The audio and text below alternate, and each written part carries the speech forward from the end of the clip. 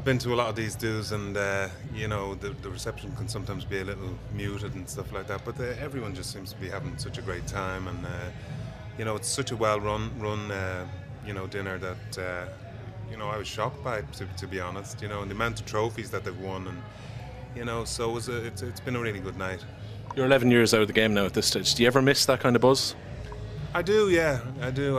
You miss going up and winning trophies, and not that I won that many, but I mean, at the end of the season they have Player of the Year and all that sort of stuff, and I got a few of them. I was lucky enough to get one or two of them. So, but it's great for the people out there that they can celebrate what they've achieved, and as a club. And you have to give a special mention to the volunteers who put week in, week out, put their own time on the line, and really, help the kids as much as they can. And they're such respectful kids down there as well, So I've enjoyed immensely the whole night. You mentioned individual awards. I suppose coming from junior soccer into St. Pat's, I'd imagine that gave you a great route into football when you initially came in and won the League of Ireland Player of the Year within your first season. Yeah, it was a bit of a shock as well, because we didn't win it, and that was my first taste of, and I almost was getting asked to leave at one stage. So to actually come up with the goods at the end of the season, and we played a few cup games against, I think it was at Loan, and we were eventually beaten, but we ran them close, and I don't think too many people expected us to do that. So. Yeah, it was a shock. It was a shock to me to I normally, like, the team that wins the competition gets the star prizes and stuff like that. But that was a lovely boost, because I was already, I think, with Manchester United at the time. So. Do you still follow Pats? I'd look out for the results and stuff like that. I've been down once or twice, but I don't go down as often as I should, because obviously I live in Wexford now, so I don't get up as often as I should. But I hope to correct that. Once I'm firmly rooted and get all my stuff sorted out down in Wexford and stuff, I hope to get to more games watching St. Pat's, because they're obviously the Irish team that I would follow. Well documented that you had quite a hard upbringing within orphanages and the difficulties that went around that. Did football maybe give you an avenue into a different type of life at that stage? Yeah, I think I was about 3. I grew up in Whitehall, and we used to play gates and stuff. And I think I was 3 years old when I tried to join in with obviously the older kids, and obviously got slapped around a bit because I wasn't. But I had a foster brother, Dennis, who used to look after me. He was a lot older than me, and he didn't let people take advantage, because I was only chasing the ball, and every time I got a kick of it, it made my day. So yeah, but football was the only way I found that I was going to get. Going to be able to get myself out of what I consider to be not such a good situation, So, and it worked out that way. I've had a great, and I never complain about anything now, because I've had a great life. I had a bad turn at when I was 18, when people thought I wasn't expected to live at one stage. So, so for all the things that have happened to me in my life since, it's just been a blessing, So. You mentioned Manchester United, obviously, where you moved after Pats. Yeah. A difficult enough finish, as it turned out. Yourself and Norman Whiteside probably ended up on the wrong end of Alex Ferguson a few times.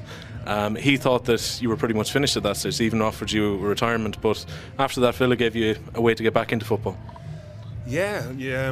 I was offered to quit. But even when I was offered to quit, I think Liverpool had come in for me. But that Alex had decided that the one team he wasn't going to give me to was Liverpool.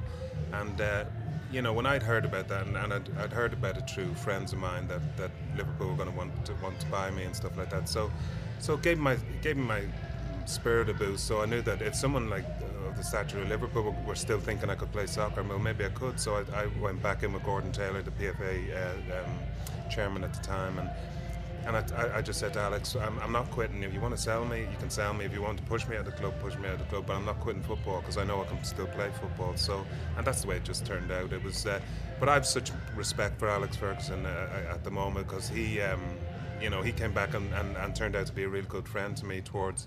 When he needn't be. He was winning trophies, he was winning FA Cups, he was winning leagues and European Cups, and yet after 5 years, we didn't speak to each other for 5 years, and then he came back, and he was a gentleman to me. So, I'm back on side with Manchester United, and I want to see them winning trophies. And he is.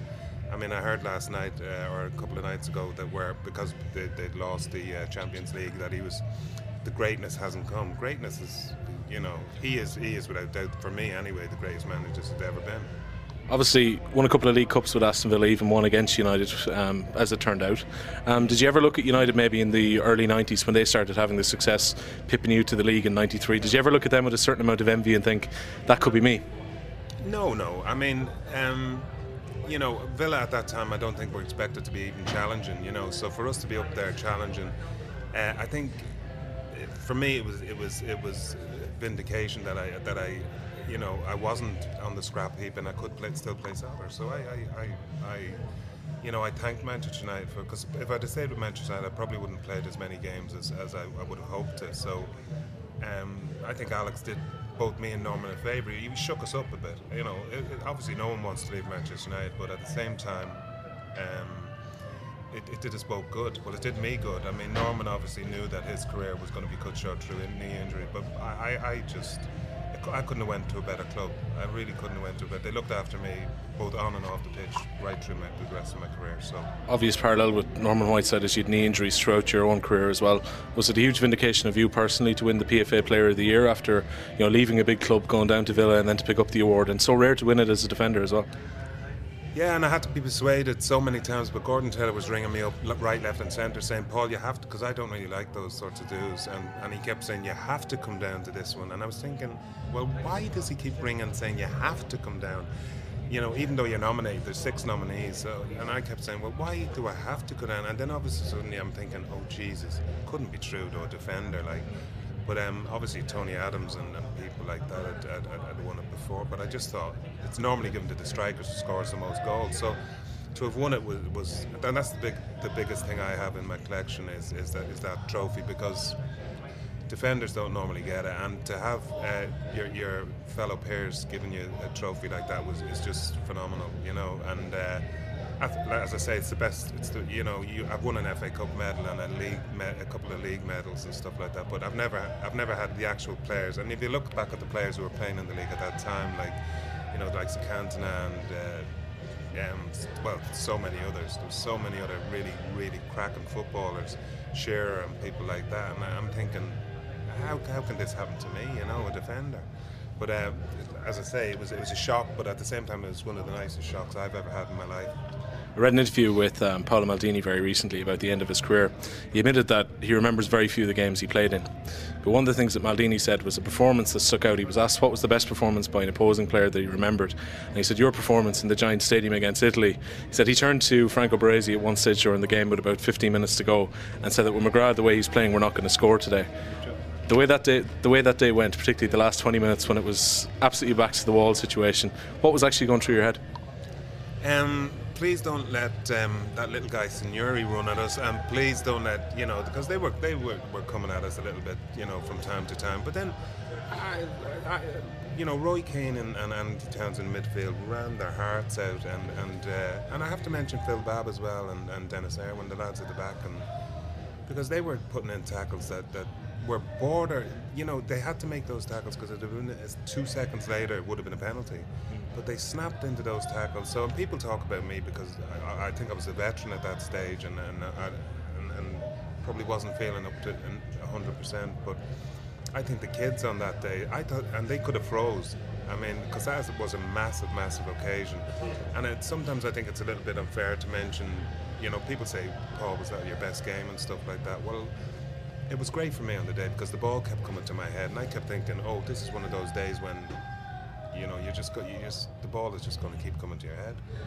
And but I look at some of the tackles when I do watch the video back from time to time. I look at some of the tackles that Dennis put in and that Phil put in, and I just think they were tremendous. And they the whole team, the lads in midfield ran their legs, you know, until their legs wouldn't work anymore. And John Sheridan and people like that, you know, Tommy Coyne, I think got sunstroke or heat stroke or something, or dehydration. He couldn't move. But it was a great day for Irish football, and to see the crowd when we walked out, that was just like having someone else say, well, we're going to give you an extra 2 players here today, and that they're open the stands for you. So great day to be Irish.